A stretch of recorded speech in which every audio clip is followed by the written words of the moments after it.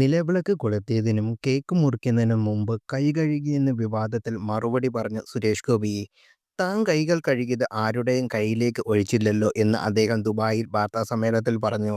തന്റെ കൈകൾ ശുദ്ധിയാക്കി വിളക്ക് കൊളുത്തിയതുകൊണ്ട് ആർക്കും ഒരു ദോഷവും വരാനില്ല. തന്റെ കയ്യിൽ വൃത്തി താൻ തീരുമാനിക്കുമെന്ന് സുരേഷ് ഗോപി പറഞ്ഞു.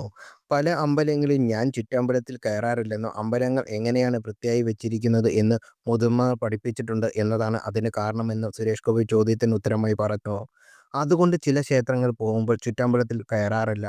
അമ്പലത്തിൽ കയറുന്നതിന് മുമ്പ് എവിടെയൊക്കെ കോൺടാക്ട് വന്നതുകൊണ്ട് എനിക്ക് ബോധ്യമുണ്ട്. അതിലൊക്കെ കാര്യമുണ്ടോ എന്ന് ചോദിക്കുന്നവർക്ക് മറ്റുദ്ദേശമുണ്ടായിരിക്കും.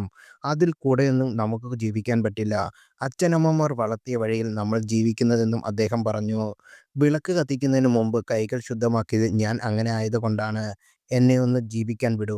ഞാൻ എൻ്റെ കൈ ശുദ്ധമാക്കി ആ വിളക്ക് കൊളുത്തിയതുകൊണ്ട് ആർക്കും ഒരു ദോഷവുമില്ല. കൈ കൊടുക്കരുതെന്നും ആലിംഗനം ചെയ്യരുതെന്നും നമ്മൾ കോവിഡ് കാലത്ത് പറഞ്ഞു പഠിച്ചിട്ടുള്ളതാണ്. അതൊരു ബയോളജിക്കൽ നീഡ് ആയിരുന്നെങ്കിൽ അതിന് വഴങ്ങും. പക്ഷേ സ്പിരിച്വൽ നീഡ് ആണെങ്കിൽ അതിന് വഴങ്ങില്ലെന്ന് പറയുന്നത് ഒരു തരം മുനമ്പാണ്. അത് തെറ്റാണ്. കൈ കഴുകി ശുദ്ധമാക്കിയിട്ട് കേക്ക് മുറിച്ചത്. നേരത്തെ പാപ്പാനും ഗരുഡനും പ്രൊമോഷന് വന്നപ്പോൾ ഞാൻ തന്നെയാണ് മുഴുവൻ കേക്ക് മുറിച്ചും എല്ലാവർക്കും കൊടുത്തത്.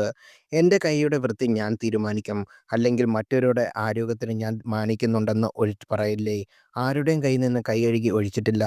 ഗരുഡൻ പ്രൊമോഷന്റെ സമയത്ത് എൻ്റെ കാലിൽ 2 നഖവും ഇളകിപ്പോയി. 18.25 കിലോമീറ്റർ ഒറ്റയടിക്ക് നടന്നിട്ട്. ഇടയ്ക്ക് മഴ പെയ്തു. ഷൂവിനകത്ത് മുഴുവൻ വെള്ളം കയറി. 2 വിരലിൻ്റെ നഖം പോയി. അതെല്ലാം ചിത്രത്തിലുണ്ട്. പിന്നീട് സ്റ്റിച്ചിട്ട നഖം വെച്ചിട്ടാണ് പ്രൊമോയ്ക്ക് പോയത്. അപ്പോഴാണ് നന്നായി മദ്യപിച്ച ഒരാൾ ഓടി വന്നതും ഞാൻ കൈകൊണ്ട് തടഞ്ഞതും.